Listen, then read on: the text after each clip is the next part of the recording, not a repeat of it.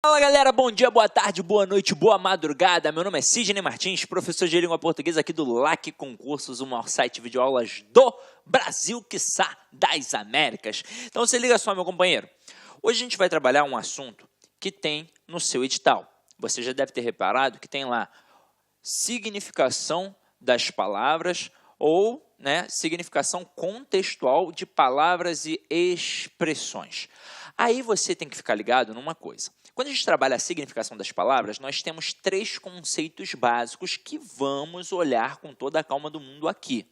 São eles: sinônimos, antônimos e polissemia.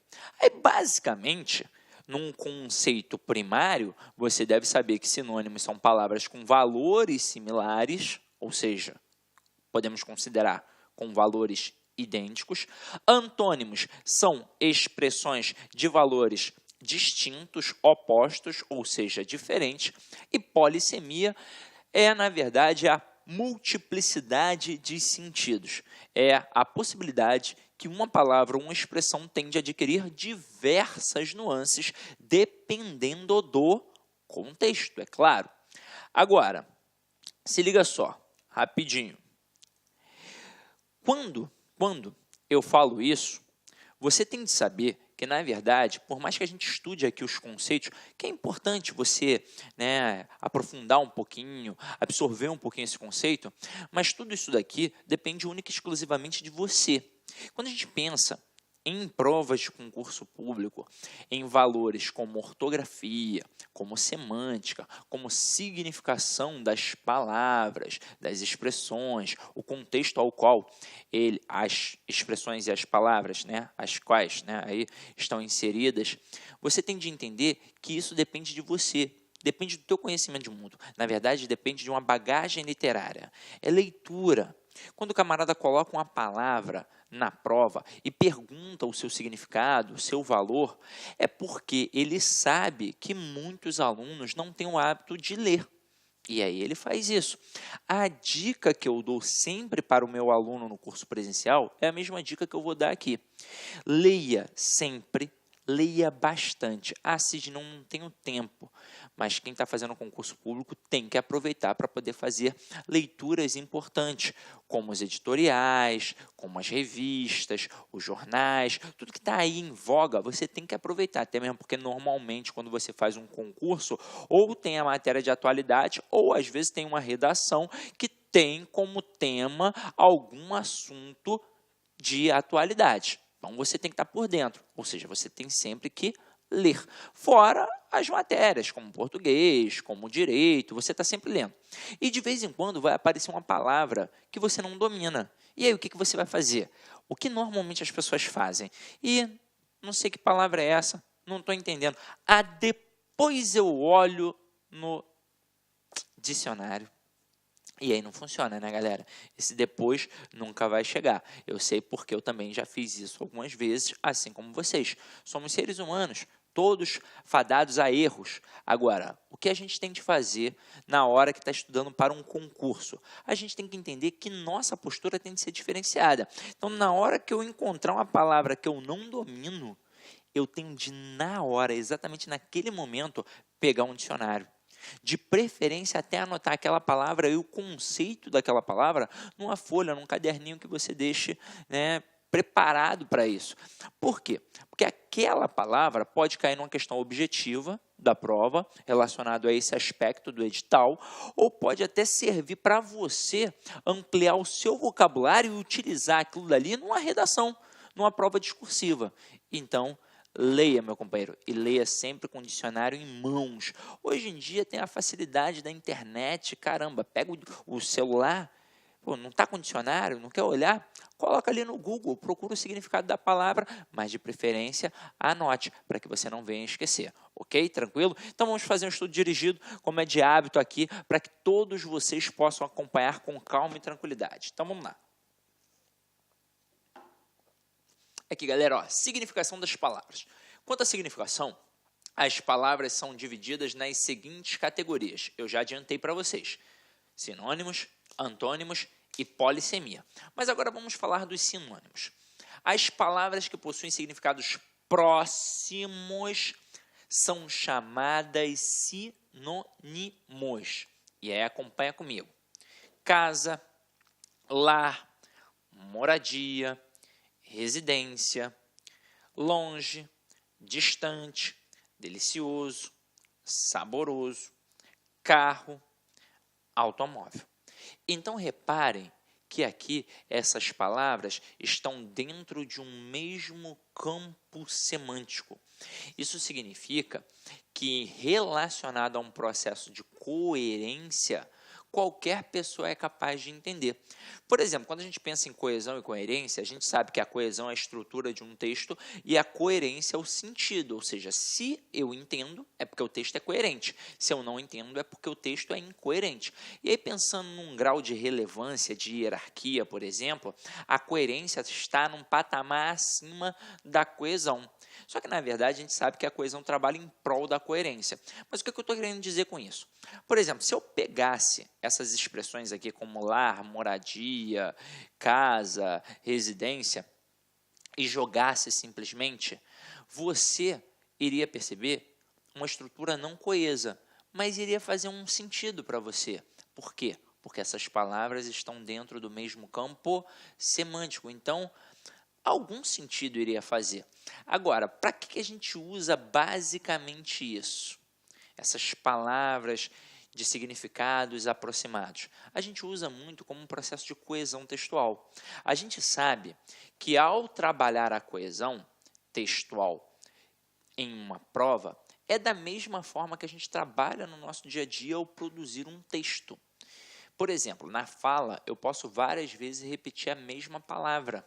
Eu poderia repetir casa durante o meu discurso inteiro, até mesmo porque eu estaria fazendo outras coisas, tomando um café, batendo um papo sobre um outro assunto, e aí volta, mistura assunto, sei lá, num boteco jogando uma sinuca, alguma coisa assim do tipo. Então ninguém iria estranhar, é fala, é um processo corriqueiro.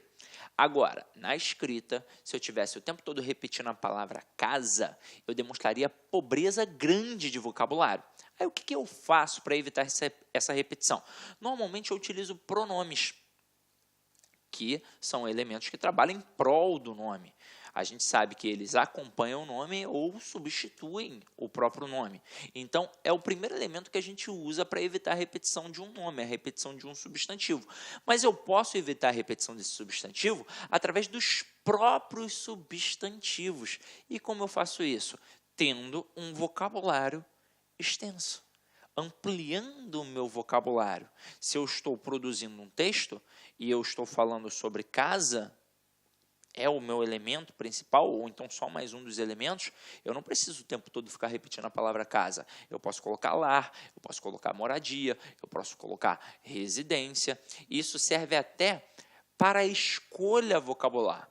Vamos supor que você esteja produzindo um texto e não saiba escrever a palavra residência. Ficou na dúvida, caramba, não sei se é com S, não sei se é com Z, não sei se tem acento, se não tem acento. Caramba, vai lá e coloca moradia, vai lá e coloca casa, vai lá e coloca lar, que são palavras teoricamente menores e mais simples. Até aí tudo bem? Agora, se liga só nessa observação. Observe que o sentido dessas palavras são próximos, mas não são exatamente equivalentes.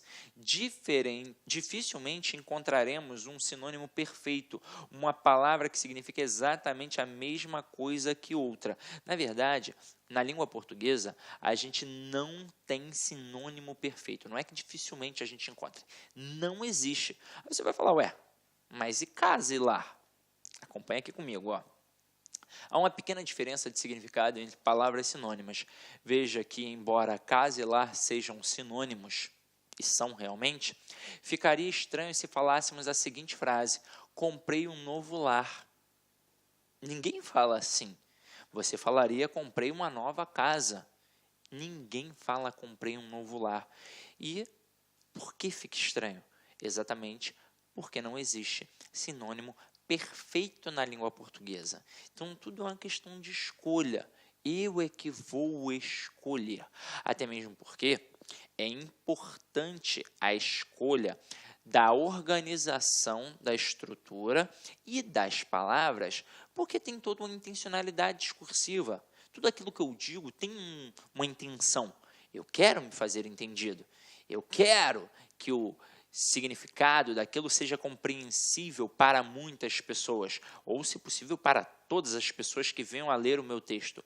Então, a intenção é, na verdade, fazer uma seleção vocabular importante para que todo mundo possa entender.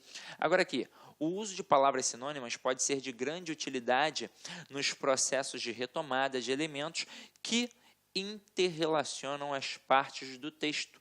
Como eu disse a vocês, as palavras não podem ser repetidas o tempo todo. A gente deve evitar essa repetição. Já dizia Drummond que escrever bem é a arte de cortar palavras. O que ele queria dizer com isso? Primeiro, que o texto tem que ser enxuto e objetivo. Segundo, que ao invés de ficar repetindo palavras, expressões, eu as corto, ou não utilizando, ou trocando por outras expressões de igual relevância, ok? Agora vamos lá. Pensando em antônimos. Aqui é o seguinte, são palavras que possuem significados opostos, contrários. Exemplo, mal e bem. Aqui eu botei mal e bem, né? Reparem, mal com L, bem. Poderia ser mal com U, e aí seria mal com U e bom. Ausência, presença, fraco, forte, claro, escuro, subir, descer, cheio, vazio, possível, impossível. Sidney, isso aí não cai em prova. O pior é que cai. Em algumas bancas mais tranquilas, digamos assim, mais simples, como uma banca, por exemplo, de uma prefeitura, de um município menor, é possível que ela trabalhe exatamente em cima do conceito, perguntando, dentre as opções, quais são aquelas que apresentam valores sinônimos, quais são aquelas que apresentam valores antônimos, ou então trabalhe com valores idênticos ou com valores opostos. Mas também isso pode cair na famosa questão de reescritura de frase, meu companheiro.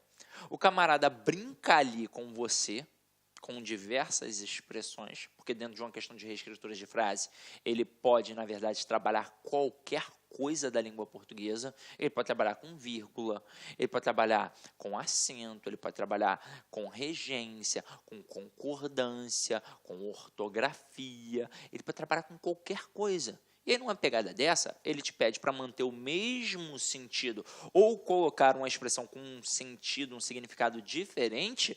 Numa pegada dessa, ele pode trabalhar sinônimos e antônimos. E aí você é que tem que ficar ligado. Tem que tomar toda a calma do mundo. Tem que fazer uma leitura atenta. Mas, agora, sejamos sinceros. Sinônimo, valores aproximados. Antônimos, valores diferenciados. Não tem nenhum bicho de 7 cabeças aqui, ok? Agora, um assunto deveras importante, a polissemia. Acompanha aqui comigo, ó. Polissemia é a propriedade que uma palavra, que uma mesma palavra tende a apresentar mais de um significado nos múltiplos contextos em que aparece. Até mesmo pela sua própria etimologia. Olá, meus amigos, minhas amigas, sou o professor Luiz Antônio de Carvalho e com muito prazer, muita satisfação, estou aqui para apresentar a nossa super proposta pedagógica para o concurso da Secretaria de Educação de Goiás 2018, edital publicado, edital na praça, são 900 vagas para o cargo de professor. E nós aqui da Lá Concurso, nós estamos oferecendo aí um curso online super completo, ponto a ponto do edital, atualizadíssimo para a disciplina Conhecimentos Gerais e Conhecimentos Básicos, ou seja, 40 questões aí da sua prova, né? Nós aqui da Lá Concurso, nós temos uma experiência muito grande em concursos da área de educação. Somente esse ano a gente já atendeu aí diversos estados, atendemos aí esse ano... Nós atendemos Minas Gerais, nós atendemos Espírito Santo, atendemos também mais um estado do Nordeste, que eu não estou lembrado, e agora chegou a hora de a gente atender também o estado de Goiás. Podem ter certeza disso, que nosso método é um método diferenciado. Você sabe por quê? Porque somente aqui na Lá Concurso que nós temos o Personal Coach. Personal significa pessoal e coach significa treinador. Então, nós temos um estudo em regime de metas. Todos os dias você vai ter uma meta de estudos. Já elimina um problemão para você, porque você não sabe qual que vai ser a primeira aula a ser assistida. Não, o sistema já vai produzir para você. Quem alimenta o sistema são professores experientes, né? Que já têm a larga experiência na parte de concurso. Cara, se você cumprir meta, pode ter certeza que você vai ficar super competitivo para o concurso da Secretaria de Estado de Educação de Goiás 2018. Tá certo, meus amigos? Olha só, essa aula que você está assistindo é apenas 30% de uma aula. Esse curso nosso tem mais de 110 videoaulas disponíveis para vocês. A nossa playlist aqui é apenas uma demonstração. Bacana? Então acesse nosso site laconcurso.com.br. Espero vocês. Tchau, tchau. Clique lá.